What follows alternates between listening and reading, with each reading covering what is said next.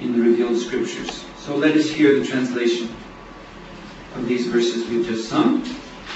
O Keshava, O Lord of the universe, O Lord Hari, who have assumed the form of a fish, all glories to you. You easily acted as a boat in the form of a giant fish just to give protection to the Vedas, which had sunk in the turbulent sea of devastation. O Keshava, O Lord of the universe, O Lord Hari, who assumed the form of a tortoise, all glories to you. The great Mount Mandara rests upon your gigantic back, which acts as a pivot for churning the ocean of milk, and which has thus been marked with a large scar-like depression. In this way your back has become most glorious.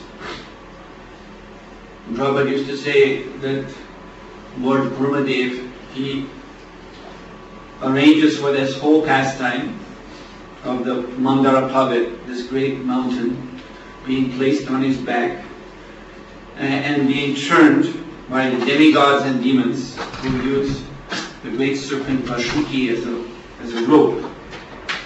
So the Lord's own reason, own personal reason for partaking in this pastime, Prabhupada says, is that he has an itch on his back. And so this is the way he has his itch scratched. Of course, there are so many other wonderful effects from that Leela, turning of the milk ocean. O Keshava, O Lord of the universe, O Lord Hari, who assumed the form of a boar, all glories to you. The earth, which had sunk to the bottom of the Garbhodak ocean, sits fixed upon the tip of your tusk like a spot upon the moon. O Keshava, O Lord of the universe, O Lord Hari, who assumed the form of a half-man, half-lion, O glories to you. With the wonderfully sharp nails on your beautiful lotus hands, you have ripped apart the wasp-like body of Hiranyakashipu. O Keshava, O Lord of the universe, O Lord Hari, who have assumed the form of a wonderful dwarf Brahmana, all glories to you. With your massive steps, you deceive King Bali, and with the Ganges water emanating from the nails of your lotus feet, you deliver all living beings in this world. O Keshava, O Lord of the universe, O Lord Hari, who have assumed the form of Brigupati, Parashuram, all glories unto you. You bathe the earth in the rivers of blood from the bodies of the demoniac Kshatriyas you have slain. In this way, you wash away the sins of the world and give relief to those who suffer in material existence. O Keshava, O Lord of the universe, O Lord Hari, who have assumed the form of Ramachandra, all glories to you. In the battle of Lanka, you destroy the 10-headed demon Ravana and distribute his heads as a delightful offering to the presiding deities of the 10 directions, a feat long desired by them all, whom that monster had much harassed. O Keshava, O Lord of the universe, O Lord Hari, who assumed the form of a plow-wielding Balaram, all glories to you. On your brilliant white body, you wear garments colored like a fresh rain cloud, the same color as the river Jamuna, whom you frighten with the blows of your plowshare. O Keshava, O Lord of the universe, O Lord Hari, who have assumed the form of Buddha, all glories to you. With your heart full of compassion, you decry animal slaughter performed according to the scriptural rules of Vedic sacrifice. O Keshava, O Lord of the universe, O Lord Hari, who have assumed the form of Kalki, all glories to you. Like a comet bearing an indescribably terrifying sword, you annihilate the wicked barbarian kings at the end of Kali Yuga. So, there's so much to be said about all these 10 verses, but today is Vamanadeva, the appearance day of Lord Vamana. So, the 5th verse, Chalastik Vikramane Baliman Buddhabaman, Padanakinida Janita Janapabam, Keshavadita Vamana Jaya Jogadisha Hare. So, Lord Vamanadeva, his appearance day is one of the very important Vaishnava observances. Although in our Krishna consciousness movement we don't have occasion to do much worship of Lord Vamanadeva. deities of Vamana. But actually he is extremely, extremely, extremely important, because this Krishna consciousness movement is, of course, representing at this time, in this age, in the whole world, the Vedic culture. So Lord Vamanadeva is actually the very personification of the Vedas. This particular incarnation of the Lord is the very embodiment of the Vedic truth. As we've heard here, he appears as a Brahmana, a dwarf Brahmana boy, small boy, who goes forth to, he is the son of Aditi, who is the mother of the demigods, and he goes forth as a brahmachari with a parasol, an umbrella, and his only business is to beg. So in this way he is perfectly embodying the Vedic culture, although he is the Supreme Lord, and of course has no need to beg. And he went to Bali Maharaj, who had up to that time conquered the three worlds.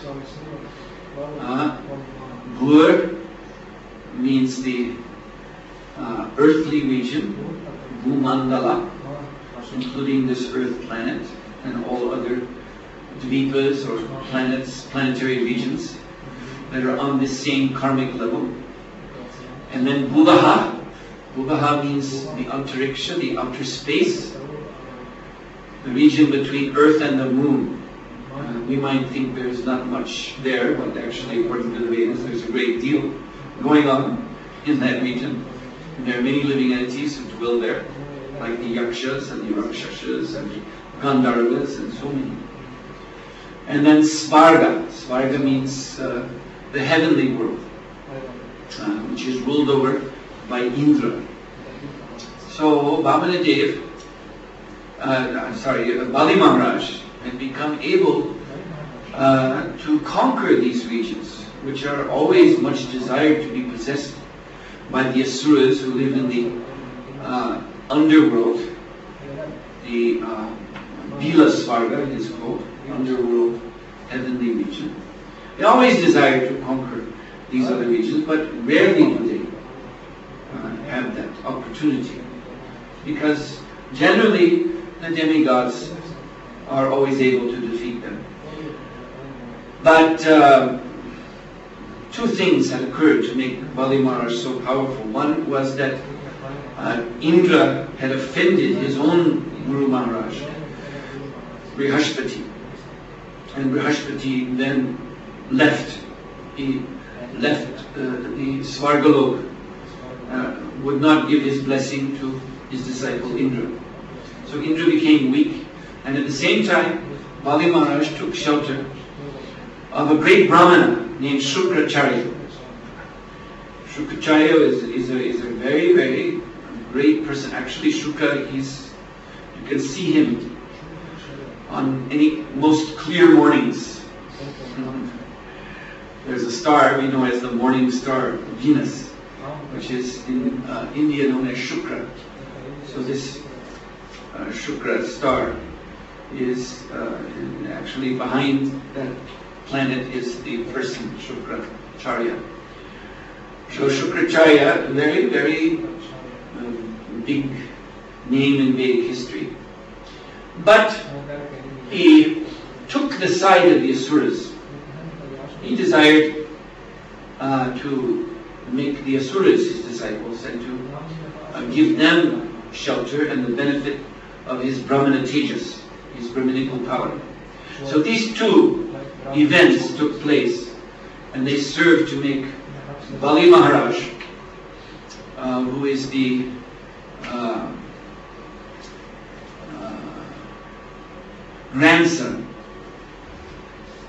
grandson of Prahlad Maharaj. Prahlad Maharaj's own son is Virochana, and Bali is the son of Virochana. So Bali Maharaj, yes, he was a great demon king, but he was coming in a good line. His grandfather was Prahlad, pure devotee of the Lord. So this, although Bali was a demon, the tendency to surrender to the Lord, to worship the Lord, was there, inbred in his heart. So he conquered the Triloka, and he was with his demon followers enjoying the spoils of conquest.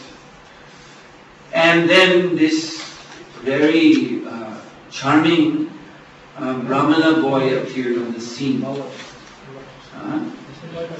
dressed very austerely, holding a parasol, which is also the sign in brahmacharis especially. This is a symbol of also sannyas too. Just like there's the danda, but also the umbrella. This is another symbol of renunciation.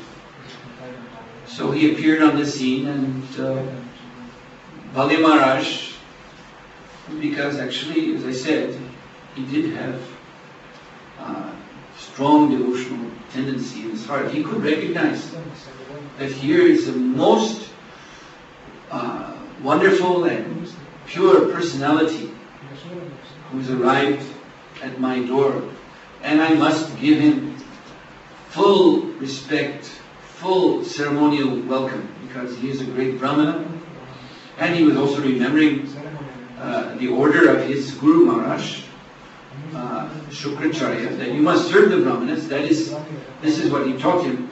We are the ones, we Brahmanas, we have the tejas, we have the power. So if you serve us, then our power will bless you, and no one will be able to oppose you.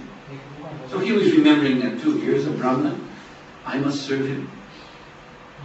So he welcomed him with all the opulence at the disposal of the demons now. Not only the opulence of the lower region, and that is also quite opulent, but that opulence has more to do with black magic powers and things like that. But still there is opulence. And he had also the opulence of Indra under his control now. So what a welcome he offered Lord Vamanadeva.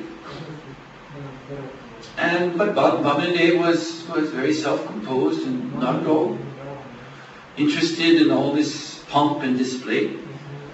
And he got right down to business. That I'm here to beg of you 3 steps of land only. So Bali Maharaj was saying, but you are such a stately young boy. I can see you are so pure, and he was also thinking it will be greatly beneficial to me the more I give him. So what is this 3 steps of land? He should take more and more. So he was saying, why 3 steps of land? I can give you whole kingdoms, whole planets. I can give you flocks of young princesses to be your wife. I can gold, I can heap on you, and diamonds and jewels, and millions of cows. Why 3 steps of land? But Vamanadeva, he was firm. No. One should not overreach. I am just a brahmachari boy. What can I use with more than just what I've asked? I don't want to become entangled. So Bali Maharaji was just becoming more and more charmed with this young man. But Shukracharya was, like I said, he's a Brahmana, very perceptive, very intelligent. So he was studying this Vamanadeva, and he came to a conclusion in his mind. So then he leaned over to his disciples and said, don't give him anything. Now Vamanadeva had already agreed, I will give you whatever you want. He'd already, when the boy had announced that I have come to ask something of you, Bali Maharaj immediately said, no, you just tell me what you want, and it's yours. And they were just talking about what, specifically. And Vamanadeva was insisting only 3 steps of land. So there was no... Bali Maharaj had already committed himself. So when he heard his Guru Maharaj saying this, don't give him a thing, not even one step on the earth. He was shocked. And he realized that he could not obey his spiritual master. So this is very significant. Like it is said,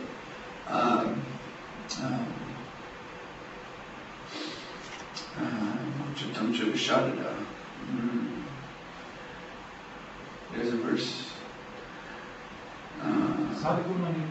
Yes, Sadguru Nipano Vipro, Mantra Tantra Visharada, Avaishnava Guru Nasya, Avaishnava Svapacho Guru. Thank you. So, a Brahmana may be expert, Sadguna, he may have the 6 qualities of Brahmana, Nipano Vipro, he may be learned, he may be able to perform very nice sacrifices, all the Brahminical duties. He may have those techniques down perfectly. But if he is a Vaishnava, if he's not a devotee of the Lord, if he is not a servant of the Lord, a Vaishnava Guru Nasya, then the Shastra says he's not competent to be anyone's Guru. He may know everything about Brahminical culture and duties, but he cannot be a Guru if he's not a Vaishnava. Then this verse concludes, Vaishnava Svapacho Guru, but a Svapacha. Svapacha means a dog eater, the most lowest category of human beings. If that person born in dog-eating family is a Vaishnava, then he may be a Guru. He may take that responsibility. And Mahaprabhu has famously said, Kiba Vipra, Kiba Nyasi Shudra Kinanaya. Ye Krishna Tattva Veda, Se Guru Hoya. It doesn't matter, Kiba Vipra, one may be Brahman, one may be sannyasi, or one may be only a Shudra. That is not the consideration. Ye Krishna Tattva Veda. If one knows the science of Krishna consciousness, then say Guru Hoy. That person is Guru, the spiritual master. So this is a great lesson that is actually so clearly spelled out in this Vamanadeva, that here we have a Brahmana. By all, yes, every symptom, this Shukracharya is certainly a Brahmana, but he's not a Vaishnava. Therefore, Bali Maharaj was right, correct, in disobeying his orders, in refusing to follow his instruction not to render service to Vamanadeva. And Bali Maharaj, because of his innate devotional nature, could understand that this is not just some ordinary boy, even a Brahmana boy, but this is the Lord Himself. Actually, it was, yes, it was. This was the warning. This is the thing that Shukracharya, as he was telling him not to give, he said, "This is not a Brahmana. This is Vishnu." And then Bali Maharaj thought, "So, well, if it's Vishnu, then I must give." He said, "And how can I not give? So you have said he's Vishnu, and then how you can say I don't give? This makes no sense." And so Shukracharya, because this is the disease, you see, of one in such a position who is not a devotee. Actually, Bhaktisiddhanta Saraswati Thakur, on one of his Vyasa Puja days, when so many thousands of disciples had gathered to offer him the worship due spiritual master on his appearance day, Bhaktisiddhanta Saraswati Thakur gave a lecture in which he explained that actually, conventionally speaking, in ordinary society, this world, one who takes the role of a guru is generally a demon, he said. Because that position is so authoritative. Right? Such a person has such power in his hand over people. So if he has any touch of materialism in his consciousness, that will be magnified by his sitting in that pose. And so guru in this world means misleader. So this is the disease. You see, you asked the question the other day on this point. So it is not surprising that to see someone in such a position fall down. And this is here in this Leela too of Shukracharya, that he actually revealed himself as not being qualified to be a spiritual master. And then the question is, then what do we do? Well, you just follow Bali Maharaj. There's the answer. It's not that there's no answer to this problem. The answer is already given. So Bali Maharaj, he surrendered to the Lord. As I was telling you, the Lord is in everyone's heart, and He is the original Guru. So this, you see, this danger, this disease is there, ready to strike anyone who assumes a position of spiritual master. We see even, Ramaharsham Sutta, who was a disciple of Srila Vyasadeva, who was appointed by Vyasadeva to teach the Puranas, particularly to teach the Srimad Bhagavad Purana. So he was sitting on the Vyasasana, and the other sages at Naimisharanya, great sages, they were sitting at his feet to hear from him. So he was their guru in this department of knowledge, in the department of Puranic knowledge, particularly Srimad Bhagavata knowledge, which is, of course, what is that? That is the ripened fruit of the tree of Vedic knowledge. That is the cream of Vedic knowledge. That is the most important. So he had assumed the position of the guru of all of these saintly persons, and they were eager to hear from him. He had the blessings of Srila Vyasadeva himself. But then when Lord Balaram appeared, and he was doing his pilgrimage, so he came to that place, Naimisharanya, and when Lord Balaram appeared, then all the sages, they stood up to welcome Lord Balaram, knowing his identity. But Ramaharshan, he continued to stay seated on the Vyasasana. And Lord Balaram, noticing that he's not standing up and showing any respect to me, then, because nothing can be hidden from the Supreme Lord. So the Lord looked into his heart, actually looked right into his heart. And so Lord Balaram was looking into the heart to see. If the heart is pure, then that's all right. He doesn't have to show me respect. I don't mind. But he found that actually there's pride there. There's pride. Therefore he's thinking, I'm on this seat, I'm so important. So even when God comes, why should I stand up? So then you know what happened. Lord Balaram, he plucked one blade of kusa grass and touched Ramaharshan and took away his life. And so Suhotra Swami was then installed to be the speaker of the Bhagavatam. And Suhotra Swami was pure-hearted. So this is there. You see this disease is lurking, ready to strike. So Bali Maharaj, what did he do? When he saw, I cannot follow this guru anymore. He's telling me not to surrender to the Lord. What kind of guru is that? Telling me not to render devotional service. So then he just ignored him, and he told Lord Vamanadeva, you go ahead, you ask for 3 steps of land, you please take them, take your steps, whatever area you traverse with your lotus footprints, that will be yours. So then Lord Vamanadeva did something most wonderful. You see, he looked so small and peaceful and innocent as a brahmachari boy. And what kind of steps will a little brahmachari boy take? little steps, just a few meters of land at most.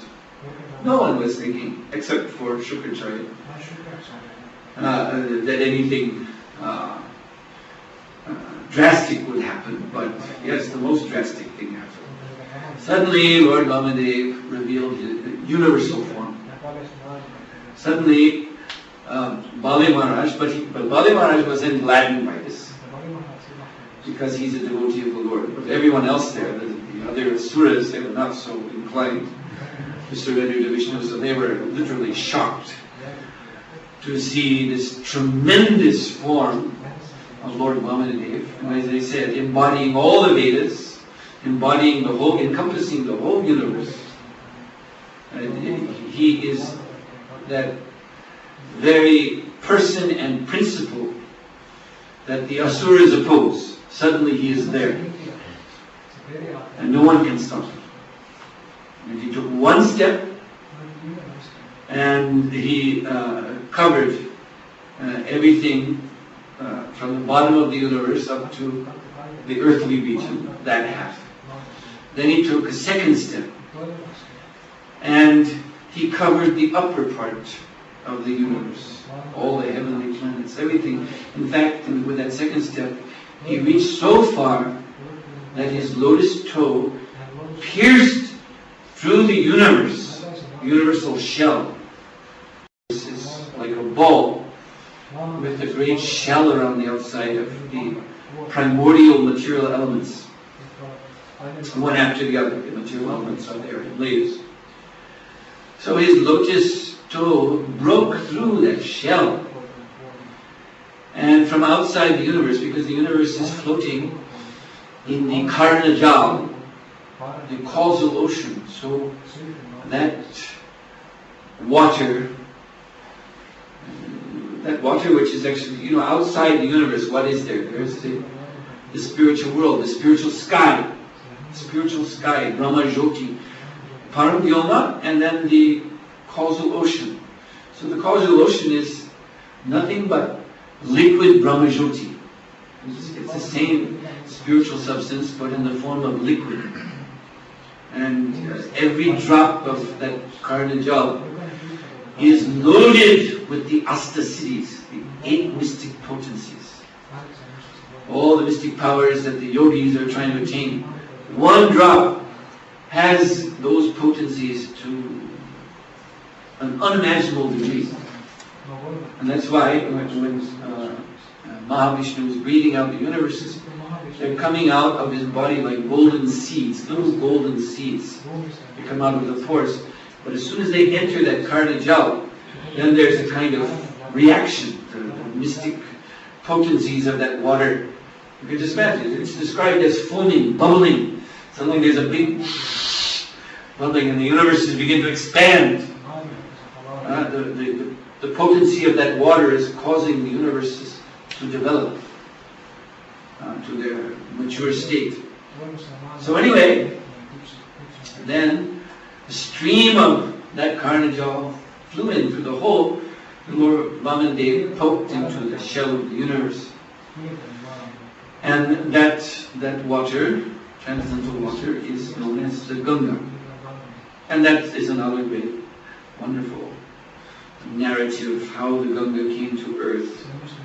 Maharaj Bhagirath brought the Ganga down from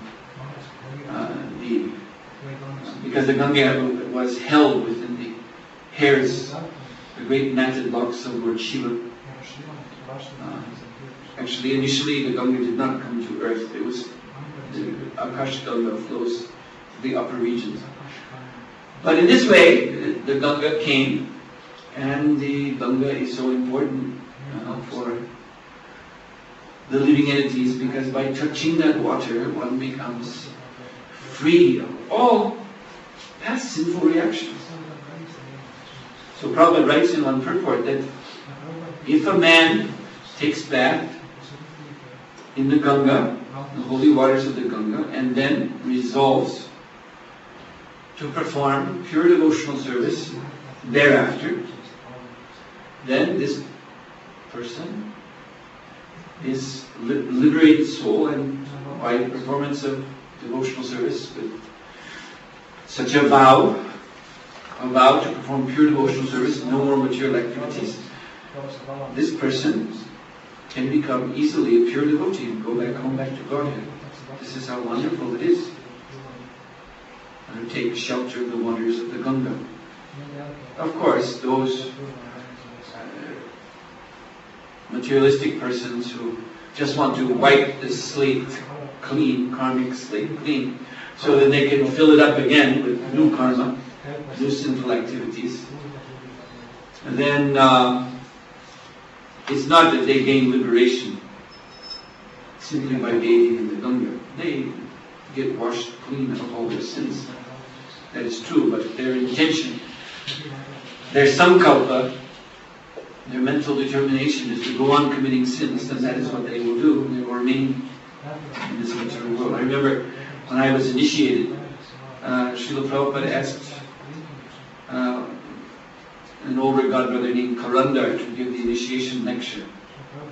So he was speaking of the importance of this initiation and keeping the vows. And so he told of, in Los Angeles, there was an Indian man from Brahmana family who was living in Los Angeles. And this man was known personally to Karandar. And this man, although born in Brahmin family, was a meat eater. He ate anything, he drank, he smoked, all these nasty habits of Western life he had taken up.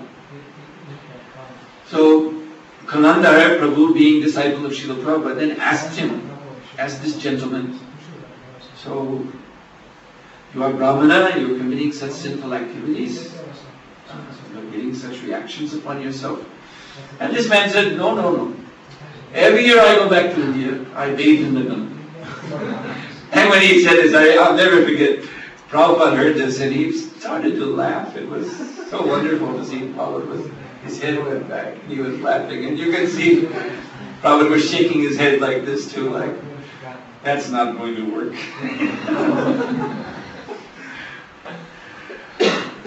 Yeah, so one should not. The Ganga is such a wonderful benediction upon the fallen souls. One should not try to take advantage of her. So actually you see Ganga Devi, who is flowing from the lotus footprints of Lord Vamanadeva, comes into this world actually to give a chance to the living entities to bathe in her waters, to become purified so that they can become nice first-class devotees of the Lord. So then Lord Vamanadeva, he had traversed the whole universe with just 2 steps. And he looked at Bali Maharaj and said, I asked for 3 steps. And you told me you would give me that. But in 2 steps, I have taken all that you have claimed as your property.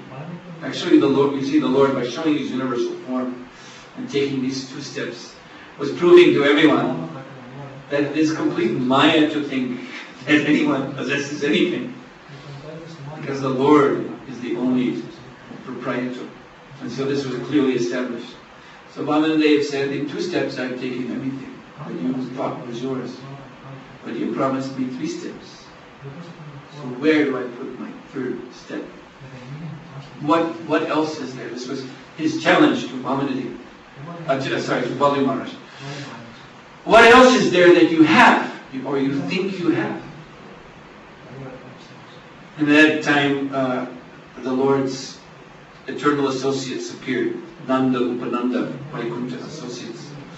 And they were arresting Bali Maharaj. They were very enthusiastic devotees.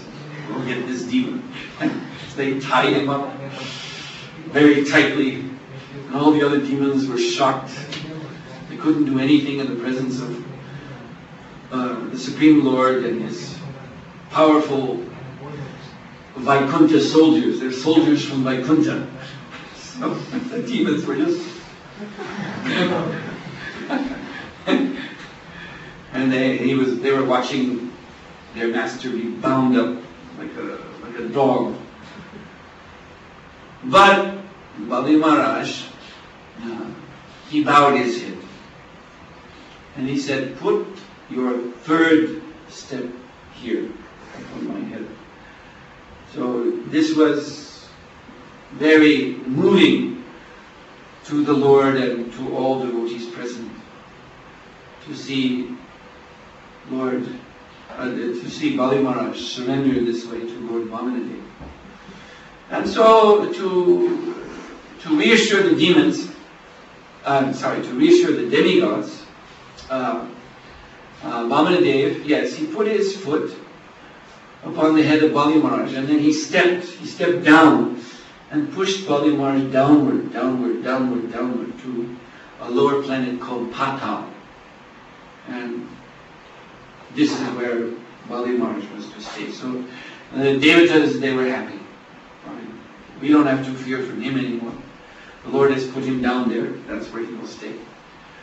But Vamanadeva was so personally moved by Bali Maharaj's surrender that thereafter he became the personal doorkeeper. He stood guard at the gates of Patal Loka. He's still there now. He took his permanent place just to make sure that Bali Maharaj, I put you down here in the Patal Loka. This is a place, there's so many demons, and you're a devotee. You're born in the Asura Vamsa, but you're a devotee. So demons are bothersome for devotees, especially if you have to rule them. You have to tell them what to do. But don't worry. I will be your gatekeeper. I will watch your door. I will make sure that no rascals give you trouble. So this was the Lord's dedication to his devotee. And indeed, much later, when Ravana, this conflict between Lord Ramachandra was developing, Lord Ramachandra was attacking Lanka, and the situation was not looking bright for the Rakshasas. So Ravana was going around to all the powerful demons and trying to get their help. Powerful demons in other regions of the universe. Come on, we're brothers. You're an Asura, I'm an Asura, I'm in trouble. So he also went down to Patal Loka. And Lord Vamanadeva let him in. And he went to see Bali Maharaj.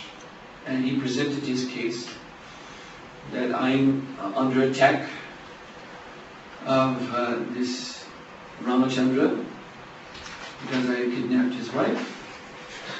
And now he's threatening my city.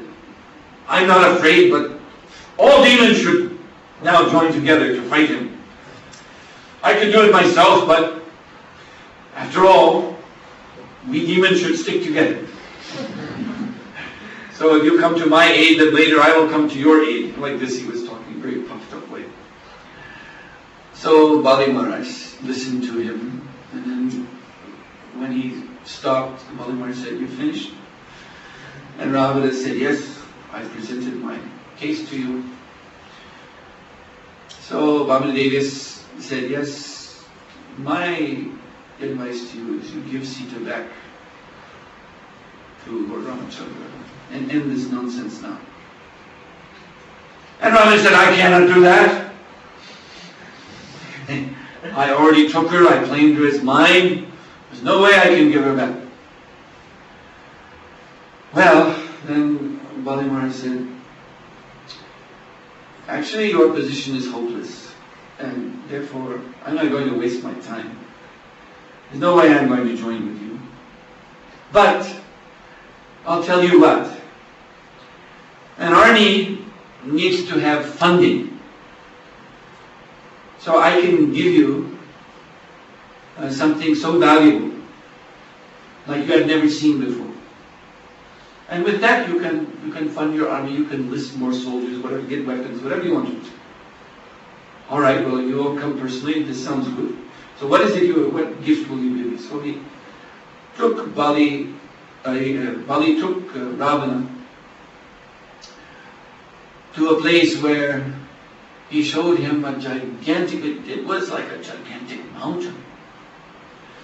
It was so huge, made of solid gold, and not only solid gold, but encrusted in the gold were huge gems, diamonds and rubies, but of colossal sizes, big as elephants.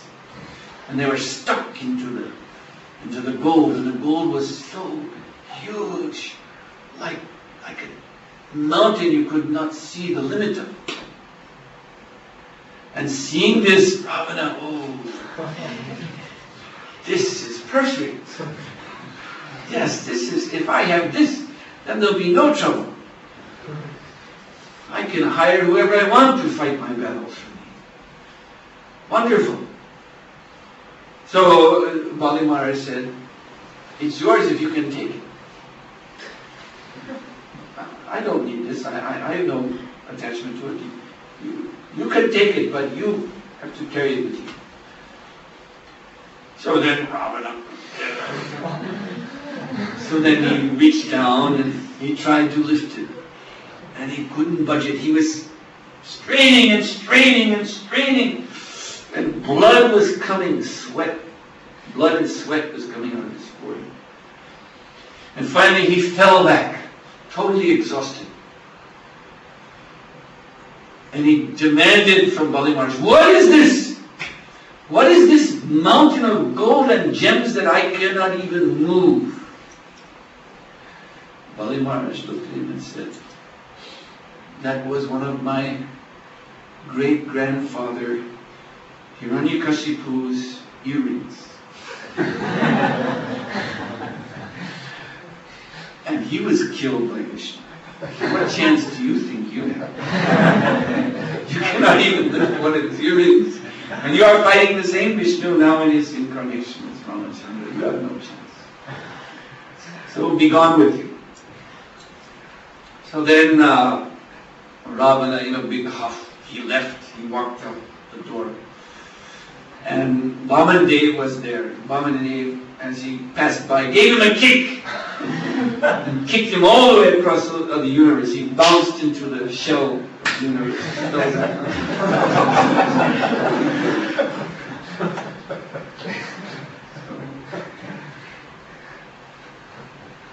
So this is a wonderful Leela of Lord Vamadeva's appearance. And today is also the appearance day. Is it of Jiva Goswami? The appearance day, yes. So Srila Jiva Goswami is of course one of the Shat Goswamis. Vande Rupa Sanatano Sri Jiva Gopala Go. So he is the young nephew of Sri Sanatana and Rupa Goswamis.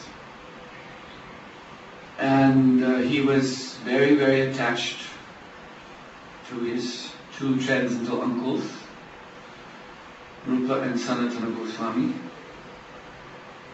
And he actually is their disciples, particularly disciple of Rupa Goswami.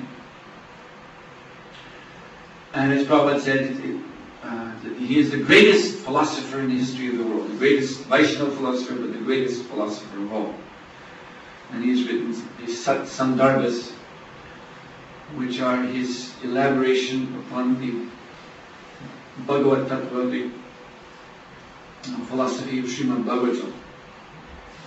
So the Sat Sandarbhas are currently being translated by my godbrother Gopi Prananam Prabhu. We are praying that he will be able to finish this work because the Sat Sandarbhas are very, very important. So Jiva Goswami, being very young at the time he was staying in Vrindavan with the other Goswamis. So he was, of course, it's hard to speak in such a way that you can understand. He's youthful, and so he exhibited kind of what we might say impetuousness of youth. kind of spiritual passion, so to speak. This was his nature, very enthusiastic, and of course being so extremely intelligent, so extremely convinced under the instruction of Srila Rupa Sanatana Goswami. So he was not at all tolerant of opposing philosophies. And being young, so he was very quick to speak his mind, his transcendental mind.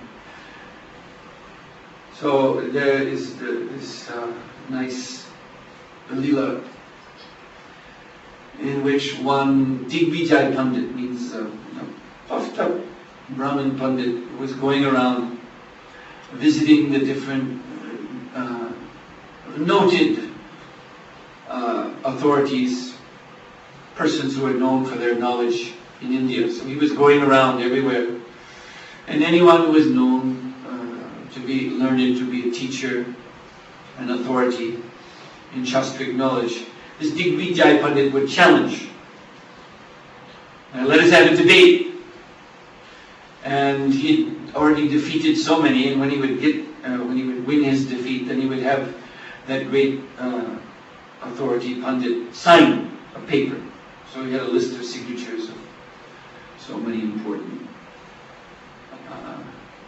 learned persons. So he came to Vrindavan to seek out Srila Rupa Goswami, because Rupa Goswami was known for his wonderful works on Krishna Tattva, philosophy of Krishna consciousness. But Rupa Goswami, as I was saying the other day, he is our rasacharya. He's absorbed in nectar, and he doesn't care for nonsense like this. So when this puffed up Pandit came with his list of signatures of all the other Pandits he had defeated, Rupa Goswami just said, "Give me the paper," and he signed it. Go. So this Pandit was very happy. Well, it was very easy. So he walked out, but Srila Jiva Goswami was just coming in to see his Guru Maharaj, Rupa Goswami. And he saw this puffed up Pandit come out with a self-satisfied smile, so he inquired, "Sir, you were visiting Srila Rupa Goswami?" "Yes, yes. I am Digvijay Pandit, and I have also got his signature. He has admitted that I am a greater Pandit than he." And Jiva Goswami said, "Well, you cannot claim that you have defeated the spiritual master if you have not defeated the disciple of the spiritual master. So let us have a little discussion." So they discussed, and Jiva Goswami said he defeated this Pandit so soundly that the man practically lost his life. He couldn't breathe afterwards. He was so shocked, his face was all white, and his eyes were big, and he could hardly walk away. And but Rupa Goswami, seeing this, Rupa Goswami came out and saw the man in this condition and understood what had happened.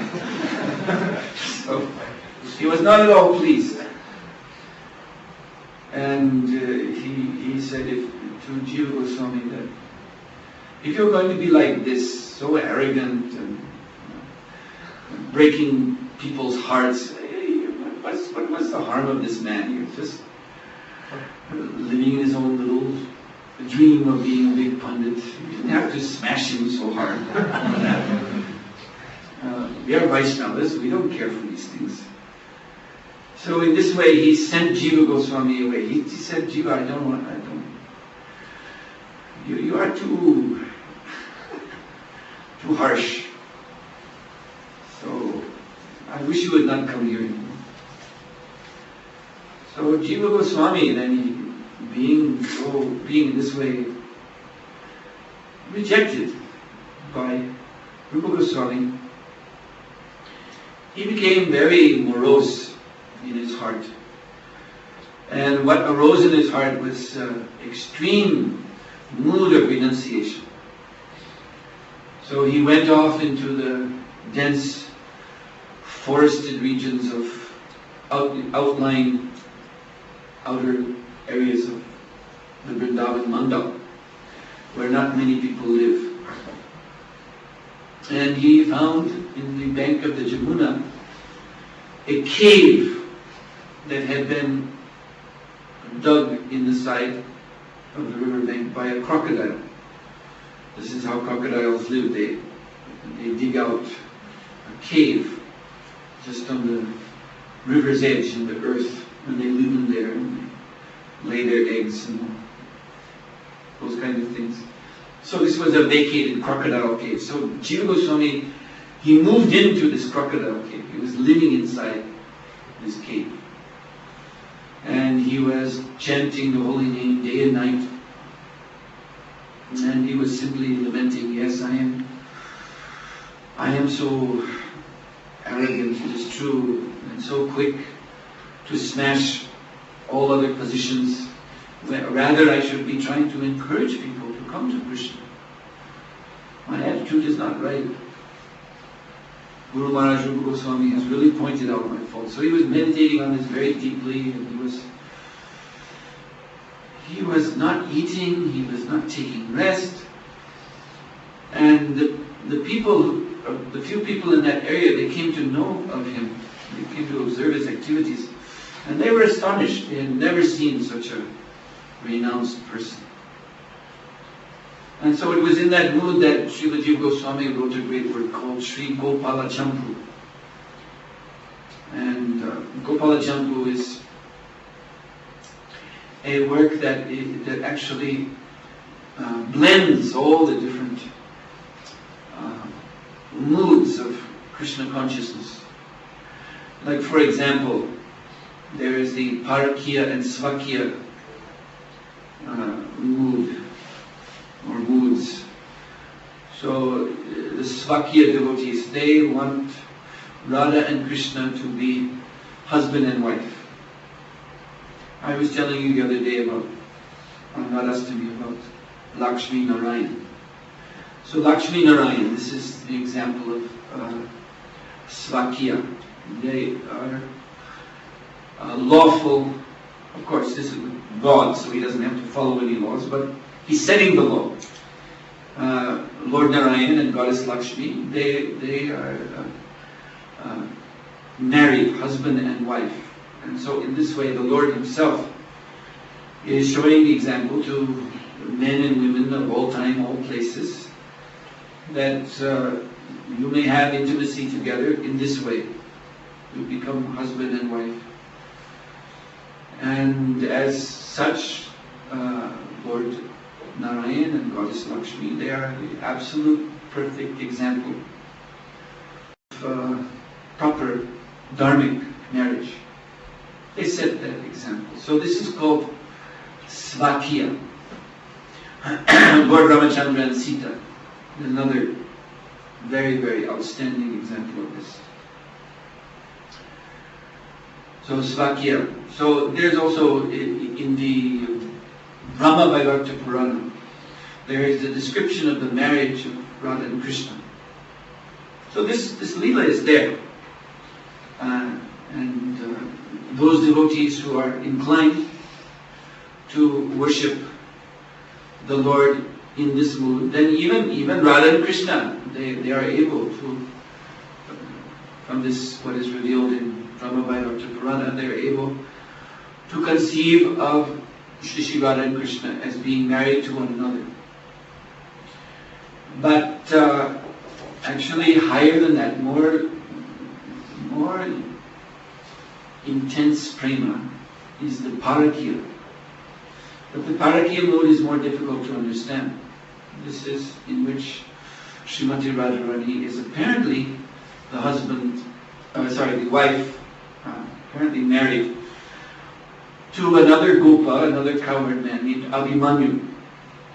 And she is under the control of Jatila, Abhimanyu's mother, her mother-in-law. And Krishna is her illicit lover. And she sneaks out at night to meet Krishna, and everything is hidden and sneaky and overshadowed by fear of getting caught. So there's that fear of getting caught, and then there are also the tricky dealings.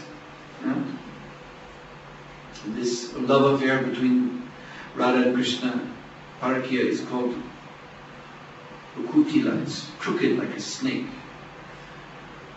So all kinds of sneaky things are going on. And there are many, of course, amusing leelas as a result. Sometimes Krishna is dressing himself up to look just like Abhimanyu. Krishna is most expert in that. So he can look more like Abhimanyu than Abhimanyu does. And he talks just like Abhimanyu. But he comes right into the house, and Jatila, his mother, will go, "Oh, my son, you're here." "Yes, Ma, I'm here." "Well, your wife is waiting for you." So then they go off into the room together. And then as he's going to join Srimati Radharani, Krishna, he turns to his mother and says, "But be careful, I've heard that Krishna has a plan to dress himself up like me and to try to sneak in and enjoy my wife." And Jatila says, "Don't worry, if that rascal comes near here, I will drive him away." So then the real Abhimanyu comes. And of course Krishna looks more like Abhimanyu than Abhimanyu, so Jatila thinks that this must be Krishna, dressed up like her son, because she just saw her real son. So then she stands on the roof with a pile of big rocks and she throws them at the head of her son. "Get out of here, you rascal! Go away! I know who you are." "Ma, I'm your son!" Go! So there are so many leelas like this. So the Parakya is much more intense and much more, of course, humorous and nectarian. But it can be misunderstood. But actually this Parakya mood is this is Chaitanya Mahaprabhu's line. Gaudiya Vaishnavas, this is their way of worship of Radha and Krishna. So this is in Gopala Champu. Srila Jiva Goswami is harmonizing all these different attitudes of devotion, which are seemingly in conflict, but he shows how they can all be understood as being pure devotion to the Lord. So in this way he's embracing all the different attitudes of different Vaishnavas. And this, so he entered this accommodating mood as a result of being chastised by Rupa Goswami for being too harsh and too strict and too narrow. But Sanatana Goswami, who is older than Rupa Goswami considers Sanatana Goswami his spiritual master. So Sanatana Goswami, after some time, noticed Jiva Goswami is not around anymore. So he asked Rupa Goswami, what happened? And Rupa Goswami explained, well, you know, Jiva, he's sometimes too heavy. And so I sent him away. You sent him away? Well, that wasn't nice. He's Jiva. You should be Jiva Daya. This means you should be merciful. We are Vaishnavas, we should be merciful to the Jivas, so what to speak of Jiva? I should not have sent him away. So then Rupa Goswami, he felt bad. So Sanatana Goswami took upon himself to find Jiva Goswami. So he went off. He was anyway, Sanatana Goswami used to wander around Braja Bhumi, so he went off into the jungly regions and was inquiring. And then he heard from some people that yes, there is one sadhu, there is one Baba. He is more strict than you. They were telling Sanatana Goswami. We do not understand how he is living. He lives in a crocodile hole. When we come to offer him something to eat, he will not take anything from us. He refuses. And he's always chanting the holy name, and tears are running down his face, and he's writing furiously on palm leaves, and he's just totally absorbed in Krishna consciousness, and we cannot even communicate with him. So he is more intense in his Krishna consciousness than even you, Babaji Maharaj.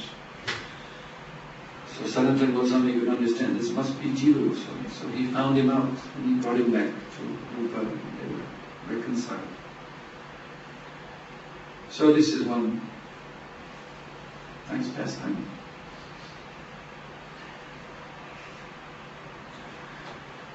So Srila Vamanadeva, Srila Jiva Goswami ki jai, Jai ki jai, Shri Shri Gauritai ki jai, Gaur Premanandi, Hare Krishna. If anyone have a pressing question, something they really feel we have to ask. I really feel I have a question. What was your legend of the followers? Do you know? I told you, Gopala Champu.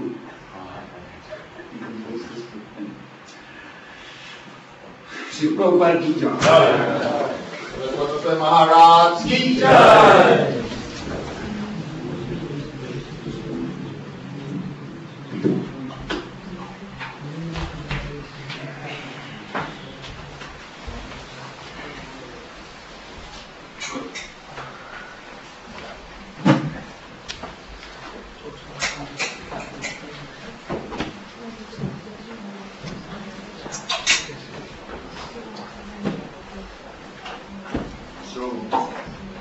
You can give me those photos tomorrow.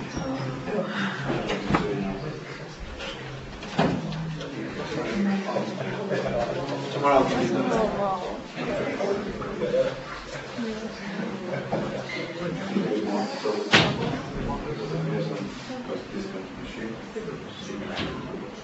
MP3 recorder. Yeah.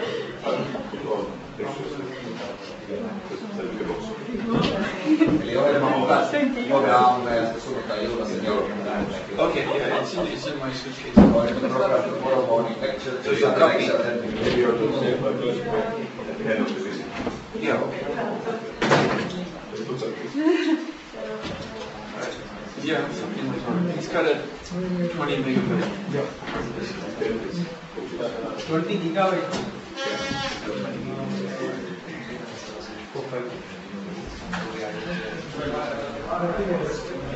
Yeah.